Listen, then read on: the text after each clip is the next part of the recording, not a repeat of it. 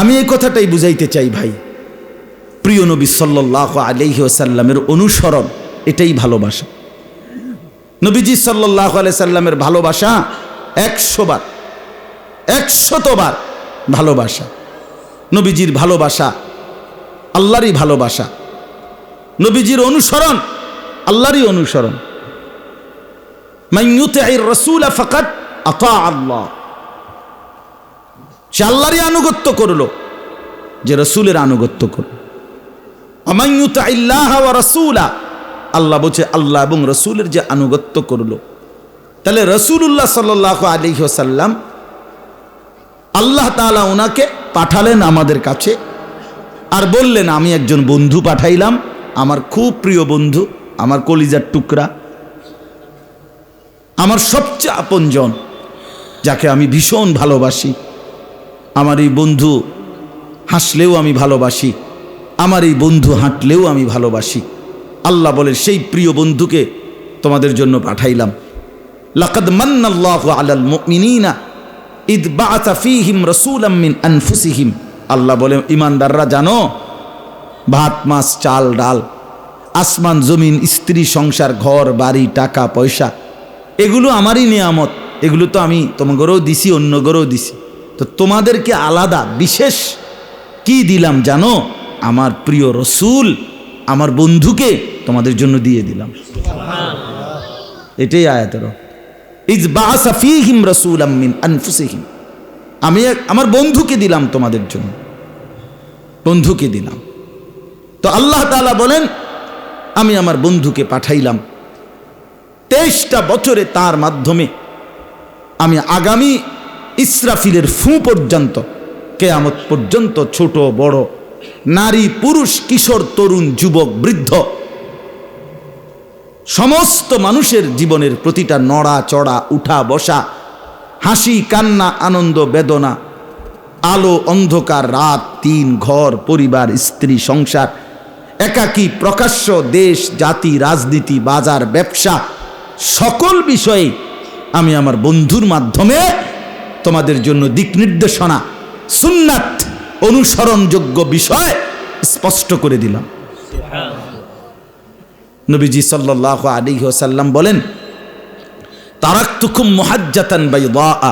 নবীজি বলছেন উম্মত, আমি তোমাদেরকে একটা ধবধবে, সকালবেলা সূর্য উঠছে, এক বিন্দু মেঘ নাই, বৃষ্টির কোনো চিহ্ন নাই, আকাশটা একদম সাদা ধবধবে ফকফকা। নবীজি বলেন ওই এরকম আলোকিত সূর্য, আলোকিত দিন, এটা যেমন আমি মুহাম্মদ তোমাদেরকে এই 23 বছরে এরকম আলোকিত একটি দিনের উপরে রেখে গেলাম। লাইলুহা কানাহারিহা। নবীজি বলছেন নবীজি বলছেন শোনো, আমি তোমাদের জন্য তোমাদের রাত দিনের মতোই বরাবর করে দিলাম। অর্থাৎ দিনের আলোতে যত বিষয় তোমাদের, সব বিষয়েও আমি নবী তোমাদের জন্য আমার সুন্নাত, আমার নীতি, আমার আদর্শ, আমার তরিকা, আমার অনুসরণীয় বিষয় সেটাও স্পষ্ট বলেছি। আর রাত গভীরে যত কিছু হইতে পারে সব বিষয়েও আমি নবী সেইগুলো তোমাদের সামনে স্পষ্ট বলে গেছি। হ্যাঁ, দুপুরের স্বাভাবিক গোসল, সেটার জন্য সুন্নাত কি আমার তরিকা তাও বলেছি।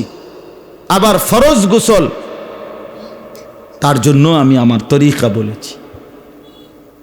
তোমার বাজার, তোমার ব্যবসা, তোমার পরিবার, সেক্ষেত্রেও আমি দিক নির্দেশনা দিয়েছি। স্বামী স্ত্রীর একান্ত সম্পর্ক, ওই ব্যাপারেও আমি আমার দিক নির্দেশনা বলে দিয়েছি। আম্মাজানরা, নবীজির স্ত্রীরা, এগুলো পর্যন্ত, অথচ কেমন হায়া লজ্জাশীল ছিলেন তারা, কিন্তু তারা উম্মতের জন্য নবীজি অনুমতি দিয়েছেন তোমরা আমার একান্ত বিষয়গুলো পর্যন্ত উম্মতের কাছে শুনায় দিও। কারণ আমার উম্মত যদি এটুকুর জন্য কার কাছে যাবে আমার উম্মত? তো আল্লাহ নবী সাল্লাল্লাহু আলাইহি ওয়াসাল্লাম তার স্ত্রী, যেমন আমি একটা উদাহরণ দিই, যে হযরত আয়েশা রাদিয়াল্লাহু তাআলা আনহা, উদাহরণটা একটু বুঝার জন্য শুধু বলতেছি। হযরত আয়েশা রাদিয়াল্লাহু তাআলা আনহা বলেন স্বামী স্ত্রী যদি মিলিত হয় কিন্তু বীর্যপাত না হয় তারপরও গোসল করা ফরজ। এখন হযরত আয়েশা রাদিয়াল্লাহু তাআলা আনহা এটা বলে, নবীজির স্ত্রী উনি বলতেন এমনটা আমার মাঝে আর নবীজির মাঝে হয়েছে, অতঃপর আমরা উভয়ই ফরজ গোসল আদায় করেছি। আচ্ছা, এই কথাটা কতটা ব্যক্তিগত বিষয়, এটা তো একান্ত বিষয়, কিন্তু এই কথাটা পর্যন্ত উম্মতের জন্য লুকায় নাই। কেন?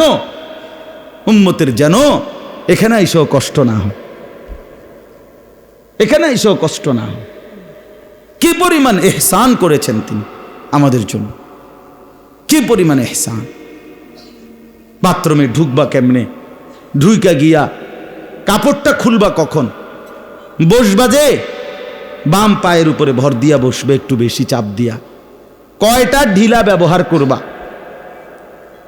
কয়টা, এরপরে পানি ব্যবহার করবা, এরপরে এইটা ব্যবহার করবা না, ইস্তেঞ্জার ক্ষেত্রে ঢিলা হিসাবে ওইটা করবা।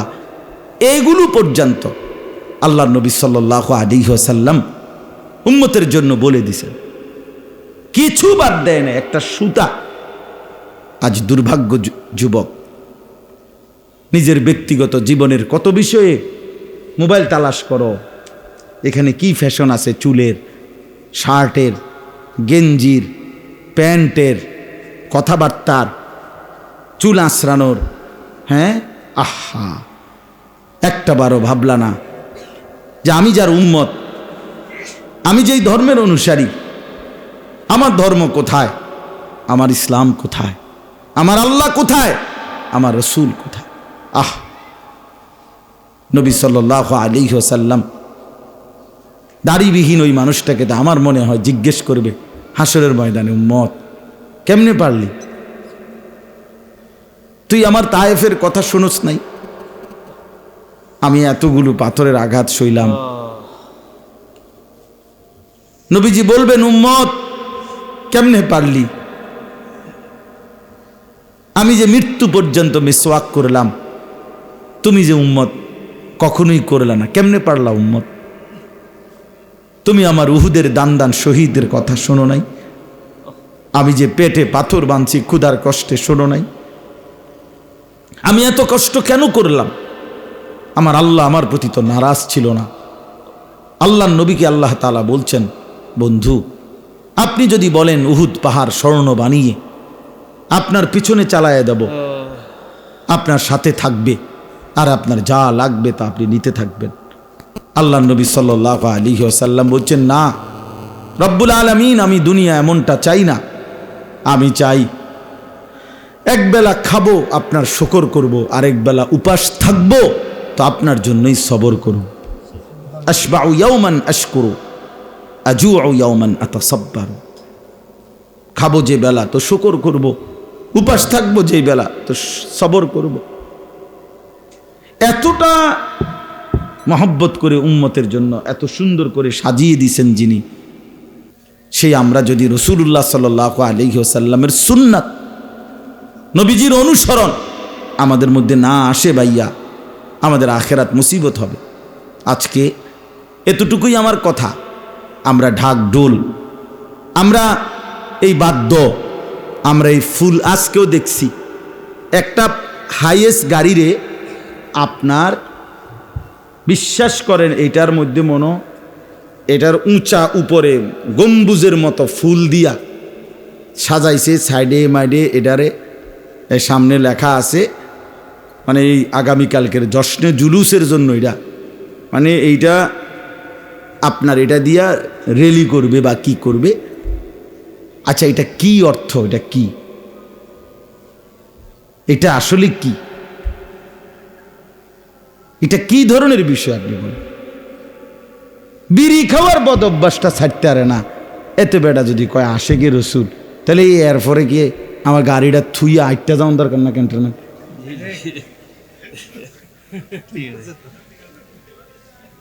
কি ওখন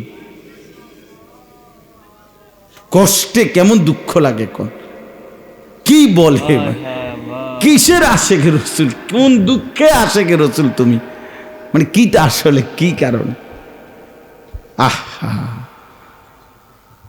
হায় হায় হায়। এই জন্য বাস্তবতা হইল নবী সাল্লাল্লাহু আলাইহি ওয়াসাল্লাম এই পৃথিবীতে আগমন করেছেন রবিউল আউয়াল মাসের সোমবারে। এটা অবশ্যই খুশির, কিন্তু সেই খুশি নবীজি পালন করছেন। আপনি যেই কোনো আলেম, সরকারি মাদ্রাসার হুজুর বা কওমি মাদ্রাসার হুজুর, যারে জিজ্ঞাসা করেন, নবীজি আজীবন সারা বছর প্রত্যেক সোমবারে নবীজি সাল্লাল্লাহু আলাইহি ওয়াসাল্লাম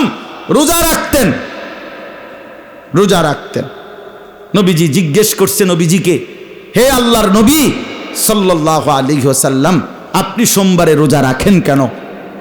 নবীজি উত্তর দিছেন, সোমবারে ফিহি বুলিত্তু, আমি এই সোমবারে জন্মগ্রহণ করেছি, অফিহি উনজিলা আলাইয়া, এই সোমবারে আমার উপরে কোরআন নাজিল হয়েছে। এই দুই খুশিতে আমি রোজা রাখি। এটাকে সাফ হাদিস, কেউ অস্বীকার করবে না এই হাদিসটা, একজনও না। তো আগামীকালকে 12 রবিউল আউয়াল, তো আগামীকালকে তো সোমবার, তো আজকে ঘোষণা দেন যে একজন আশিকে রাসূল কালকে রোজা ছাড়া থাকতে পারবে না। দেখেন না আপনি পালন করাই দেন, কমাতো তো হুজুর 12 ডেক খিচুড়ি এটি বুঝে হালাই জীবন। হ্যাঁ,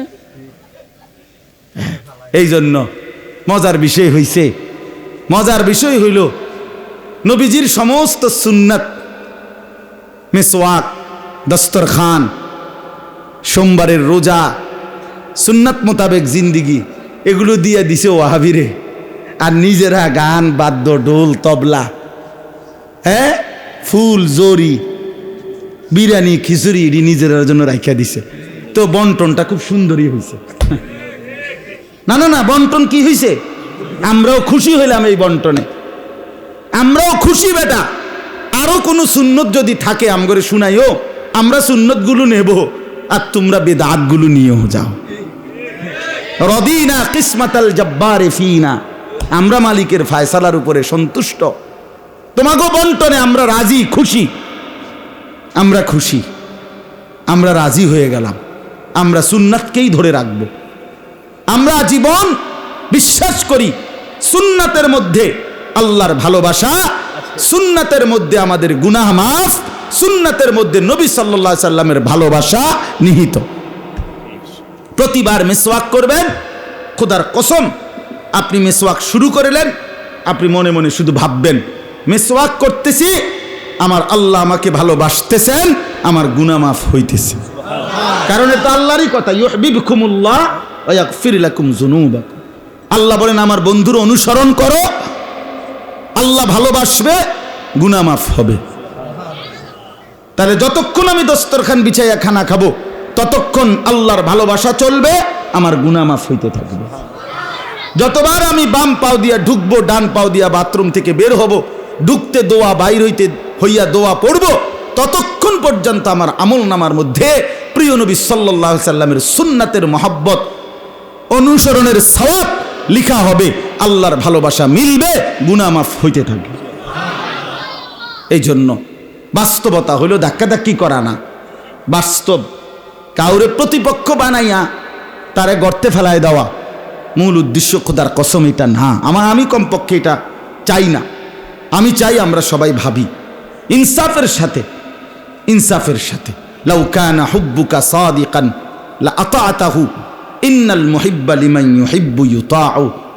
আরবি ভাষার এই বিখ্যাত কবিতা বলে যে, যদি তোমার ভালোবাসা সত্য হতো তাহলে তো তুমি অনুসরণই করতা। তুমি কি জানো না, যে কাউকে ভালোবাসে সে তো তাকে অনুসরণ করে। তাহলে ভালোবাসলে কি করতে হয়? অনুসরণ করতে হয়।